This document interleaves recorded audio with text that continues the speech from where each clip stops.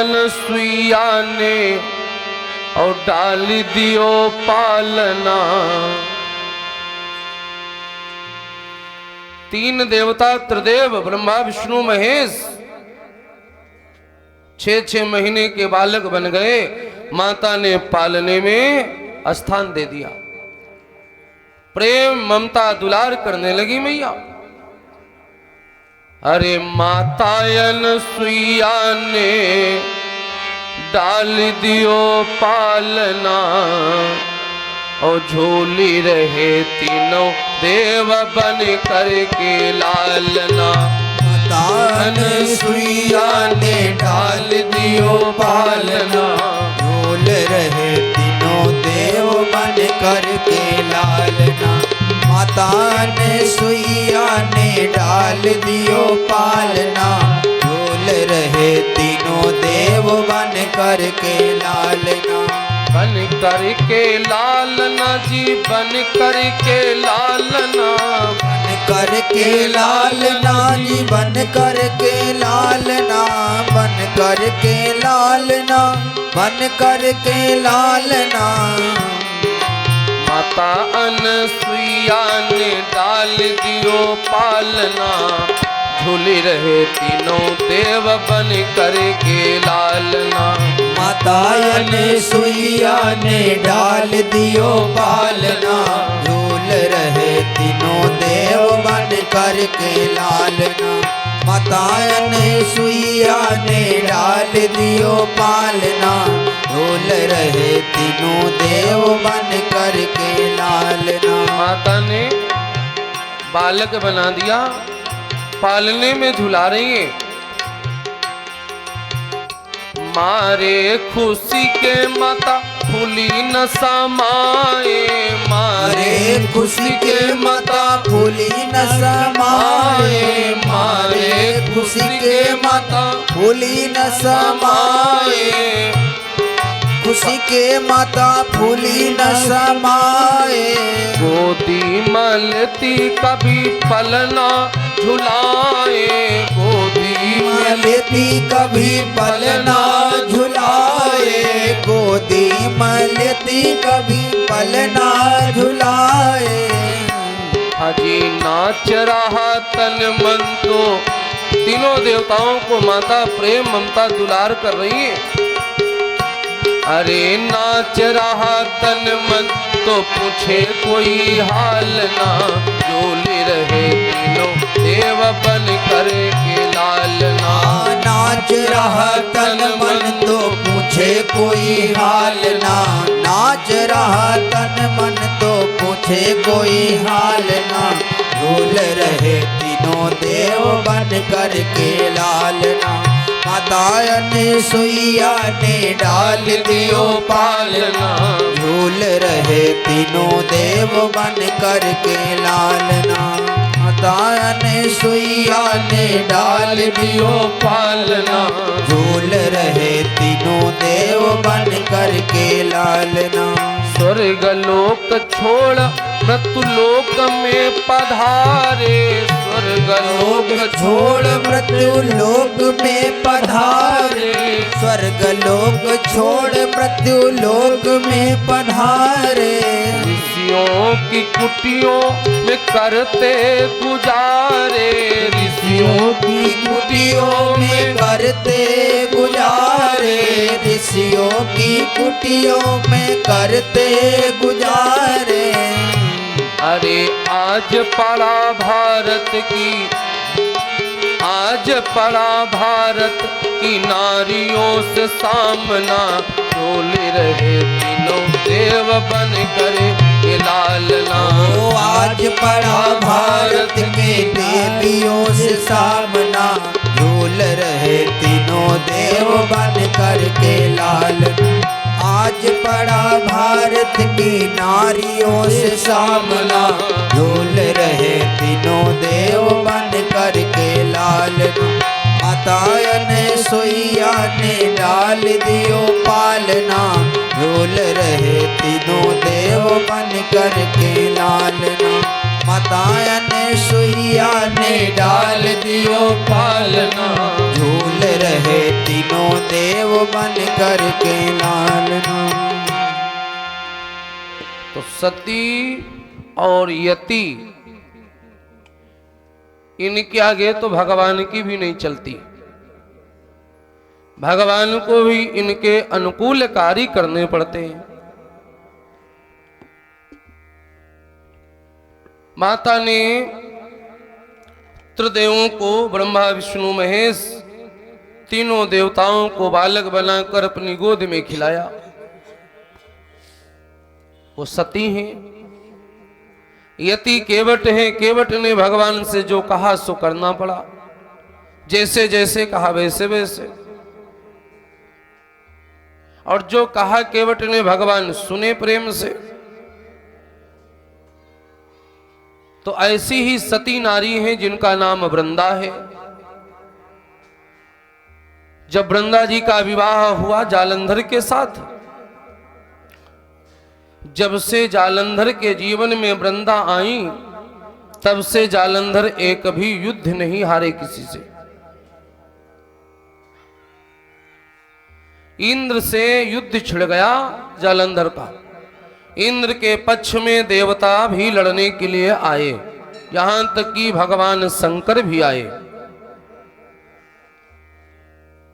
भगवान शंकर भी उस युद्ध में भाग लिए। जालंधर जब लड़ने जाते थे तो उनकी पत्नी वृंदा ऐसी देवी थी कि अपने पतिव्रत धर्म की ऐसी मजबूती थी उनके पास में कि वो खौलते हुए तेल में खड़ी हो जाती थी।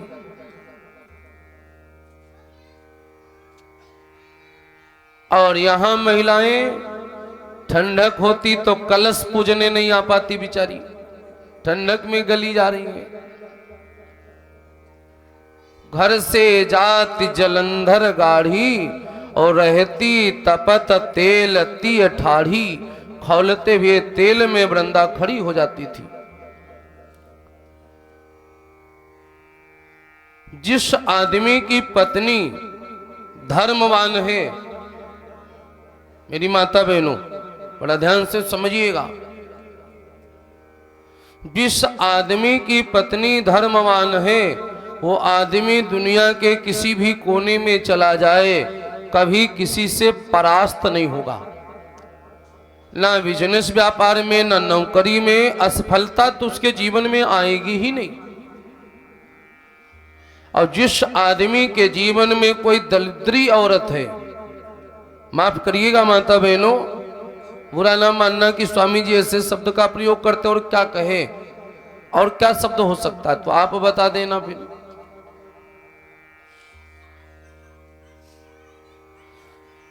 जिस घर में कोई दरिद्री औरत होती है, दरिद्री औरत कौन सी होती है?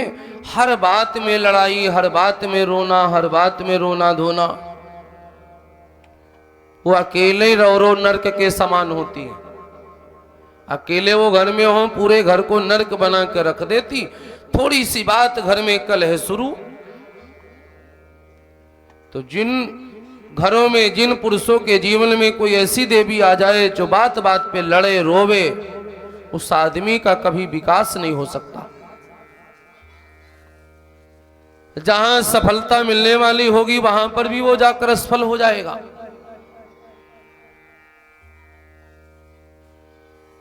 इसलिए देवी का जुड़ना परमात्मा से बहुत जरूरी तो पुरुषों के लिए भी है, सभी के लिए, लेकिन आप लोगों का जुड़ना परमात्मा से बहुत जरूरी है।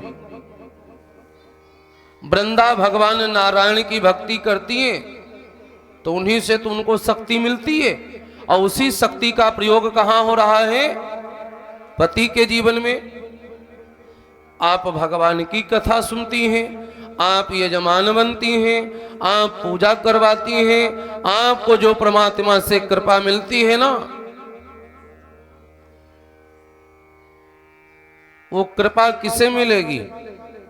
वो आपके बच्चों को मिलेगी, आपके पति को मिलेगी, और आपको तो मिल ही रही है। जिन देवियों को ये इच्छा रहती कि मेरे पति खूब उन्नति करें, तो 9 बजे तक सोओ नहीं। तुम्हारे 9 बजे तक सोने से पति की उन्नति नहीं होगी और बंटाधार ऊपर से हो जाएगा। उन्नति होगी तब जब आप सुबह प्रातः काल जगें, स्नान ध्यान करें, पवित्र अवस्था में भगवान को भोग लगावें और परमात्मा का भी गुणगान आपके घर में हो आपके द्वारा, तब जाकर के घर में खुशहाली आएगी। सुख सभी चाहते हैं, यूट्यूब पे ढूंढते हैं, बोलो सफलता कैसे मिलेगी? यूट्यूब में ढूंढ रहे हैं, यूट्यूब बताएगा सफल होने के लिए।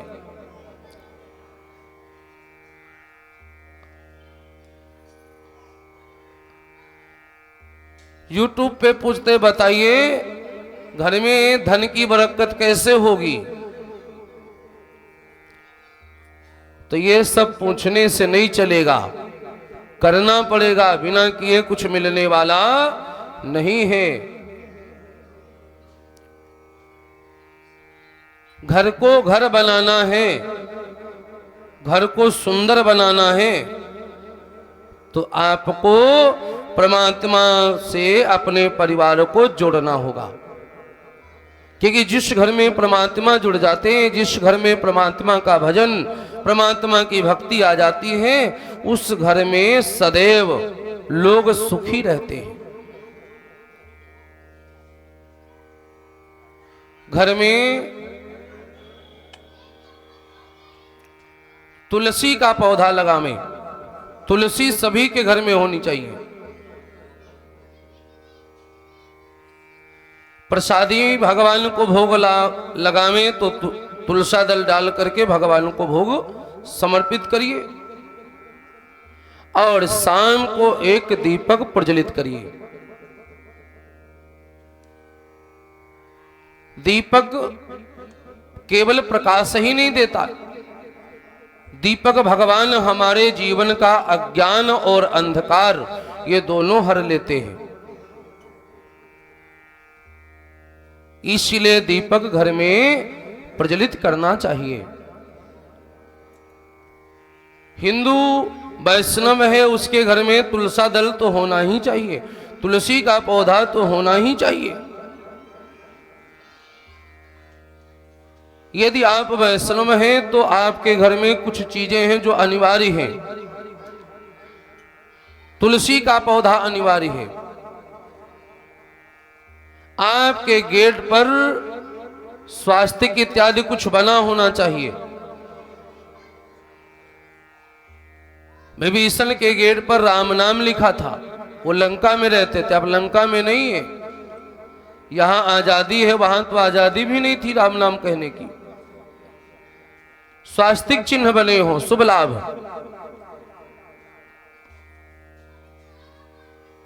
आपके गेट पर, घर में, आंगन में तुलसी का पौधा होना चाहिए और भगवान का भोग आपके घर में जरूर लगना चाहिए। ये काम आप अवश्य अपने घर में करें और जरूर करें। केवल ये चिल्लाने से और पेपर न्यूज पढ़ने से गर्व से बोलो हम हिंदू हैं, ना पागल बनो ना किसी को बनाओ। केवल कहने से कुछ होने वाला नहीं है। आप अपने जीवन को भगवान से जोड़ें ताकि जीवन सुंदर व्यवस्थित बने। भगवान का चिंतन मनन करते हुए आप आगे बढ़े। देवी वृंदा जब जालंधर लड़ने जाते तो खौल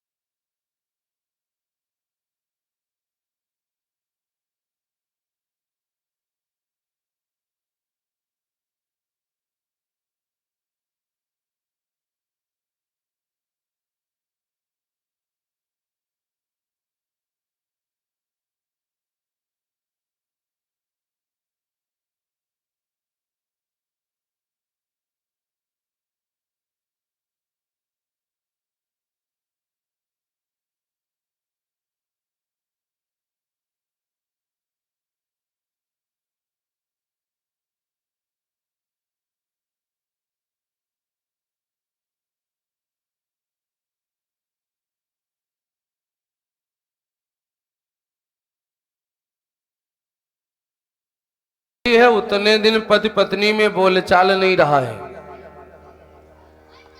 और हमने तो जो यजमान जी थे, मुख्य यजमान, उनकी पत्नी का चेहरा तक नहीं देखा कि उनकी पत्नी कैसी है। आप समझ लो, भोजन प्रसाद सब हुआ है, लेकिन देखा नहीं है। आप समझिए, कुछ लोग ऐसे भी हैं, वो कह भी रहे थे महाराज जी आप तो देख ही रहे हो क्या हालत है, तो क्या हम इनके लिए कथा छोड़ दें, इनके लिए भक्ति छोड़ दें? तो कोई कहेगा कि महाराज अगर आप कहते हैं कथा में कि उस व्यक्ति से अलग रहना चाहिए, तो क्या पति छोड़ दें कि पत्नी? हम छोड़ने की बात नहीं कहते, शास्त्र युक्त बात करते हैं। लिखा है छोड़ना कई तरीके से होता है। आप शरीर से साथ हैं, विचार आपके अलग हैं, कोई नहीं आपके विचारों में सहमत हो पा रहा है तो कोई बात नहीं, आप अपने विचारों से अलग हैं। शरीर से रोटी दे रहे हैं, या पुरुष है पत्नी नहीं वैसी है वस्त्र दे रहे हैं, अपमान अनादर फिर भी न करें, चाहे पति हो चाहे पत्नी, बात माने चाहे ना माने, अनादर फिर भी न करें। अच्छा ना बोले तो बुरा भी ना बोले, और जैसे चल रहा है चलने दें। अपने भाव विचार अलग करिए, भगवान को भेंट करिए, ऐसा होना चाहिए। अब अगर प्रेम हो तब तो आपका घर ही स्वर्ग है। प्रेम से भजन करिए दोनों लोग। भगवान शंकर की कथा सुन रहे हैं ना, भगवान शंकर सती मैया से कहते हैं कि भजन करो, और सती जी को भजन नहीं पसंद है। पसंद क्या, मन ही नहीं लगता कथा में। बहुतों का मन नहीं लगता कथा में। सती जी को बाबा कथा सुनाते हैं तभी सती जी कथा नहीं सुनती। इसलिए सती जी जब जाती हैं अपने पिताजी के यहां, तो भगवान शंकर उनके साथ नहीं जाते हैं। नहीं मानती तो ठीक है जाओ। और वही सती जब पार्वती बनती हैं तो बाबा कितना प्रेम करते हैं। एक बार समुद्र ने अपशब्द बोल दिए पार्वती जी से, भगवान शंकर को आकर के पार्वती जी ने बता दिया। कथा आपने सुनी होगी समुद्र मंथन की। पार्वती जी जल भरने गई समुद्र पे, समुद्र ने माता पार्वती जी से दुर्व्यवहार किया, अपमानजनक शब्द बोले, और शाम को एक दीपक प्रज्वलित ने हमारे जीवन का अज्ञान और अंधकार ये दोनों हर लेते हैं। भगवान शंकर ने सोचा मेरी पत्नी होनी चाहिए, समुद्र की ये मजाल ऐसे बोल दे होनी चाहिए, शिव जी को होनी चाहिए। इमीडिएटली तुरंत फोन मिलाया सारे देवताओं को, प्रसादी खटखटाकर।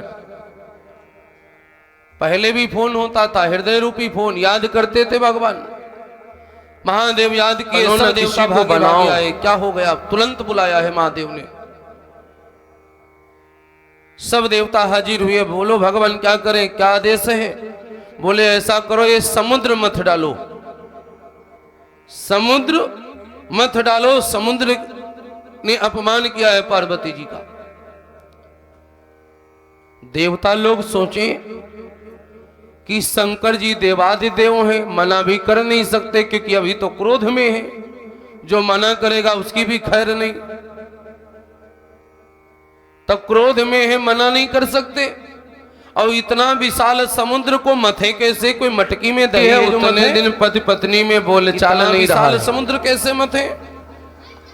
और हमने तो जो यजमान जी थे, मुख्य यजमान, ऐसे मथा जाए, पत्नी का चेहरा नहीं देखा कि इनकी पत्नी कैसी, समझ में आई। आप समझ लो, भोजन प्रसाद सब हुआ है कि मथानी हम बताते, लेकिन देखा नहीं है। आप समझिए, कुछ लोग ऐसे भी हैं, वो कह भी रहे थे महाराज जी आप तो देख ही रहे हो क्या हालत। बोले भगवान फिर रस्सी बता दो कि कहां मिलेगी।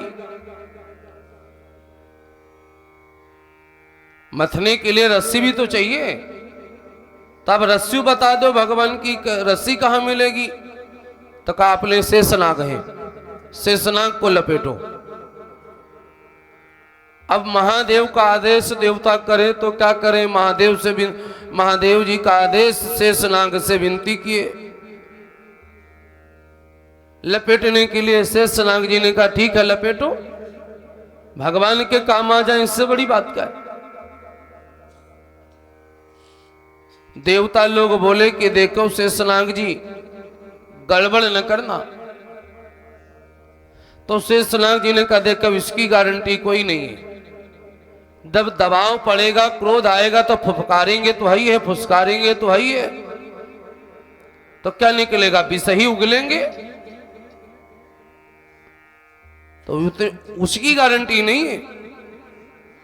तो देवता बोले ठीक है, दैत्यों को फोन मिलाओ, दैत्यों को बुलाओ, दैत्य बहुत हम लोगों से लड़ते हैं, आज इनसे सुलह समझौता करो और इनको भी इसी कार्य में सम्मिलित करो, इनका भी उपयोग करो। आज दैत्य आगे, दैत्य सोचे देवता कैसे हमसे समर्थित हो गए।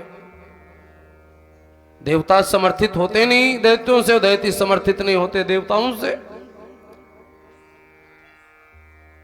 दैत्य भी बड़ी सोच में पड़े। देवता बोले ठीक है समुद्र मथना, आप हमारी मदद करो, जो मिलेगा उसमें आधा आधा बांटेंगे सब लोग मिलके। बोले ठीक। बोले देखो सम्मिलित तो करेंगे लेकिन हम बताएंगे कि आप किस तरफ रहोगे। शेषनाग को लपेटा गया, कहा आप फन की तरफ रहोगे। देवता सोचे अगर शेषनाग क्रोध में आ जाए, अगर किसी को लपेट भी ले तो इन्हीं लोगों को लपेटे कम से कम, हम लोग तो सुरक्षित रहे। देवता पूंछ की तरफ लगे हैं, दानवों को लगा दिया फन की तरफ, समुद्र मथ दिया, 14 रत्न निकले और हर रत्न किसी न किसी चीज का प्रतीक है।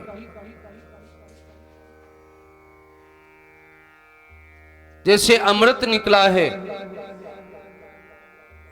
अमृत जीवन में आनंद का प्रतीक है, प्रभु कृपा का प्रतीक है।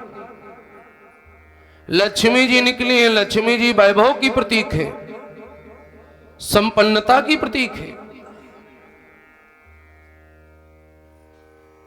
इसी तरीके से 14 रत्न निकले हैं और 14 रत्न किसी न किसी चीज के प्रतीक है। उसी में विष निकला, अमृत निकला। तो ये कथा तो खैर आप लोग जानते ही हो कि विष भगवान शंकर ने पान किया, अमृत देवता लोग पान किए। मैं बात ये बोल रहा था कि जिस घर में सब प्रेम से रहते हैं तो पति की हर बात पत्नी मानती है और पत्नी की हर बात पति मानता है। सती जी की बात भगवान शंकर को समझ में नहीं आती। सती जी गई पिताजी के यहाँ यज्ञ में तो अकेले गई, भगवान नहीं गए। और पार्वती जी के प्रति 2 शब्द समुद्र ने बोल दिए तो भगवान ने समुद्र मथवा दिया। ये है प्रेम। आप अपने घर में प्रेम बना के रखिए, पत्नी से प्रेम बना के रखिए। रात्रि के 12 बजे बोलोगे कॉफी बना दो, तुरंत बनाएगी।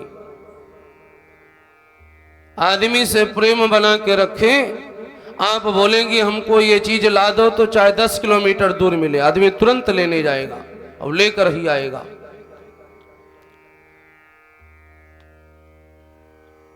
प्रेम में आदमी कोई किसी से कुछ भी करवा ले, और भगवान से भी जो करवाना है प्रेम में वो करवा सकते हो। प्रेम क्या है? भगत का प्रेम समर्पण है, भगवान के आगे समर्पित हो जाइए। अरे तेरी मर्जी का मैं हूं गुलाम,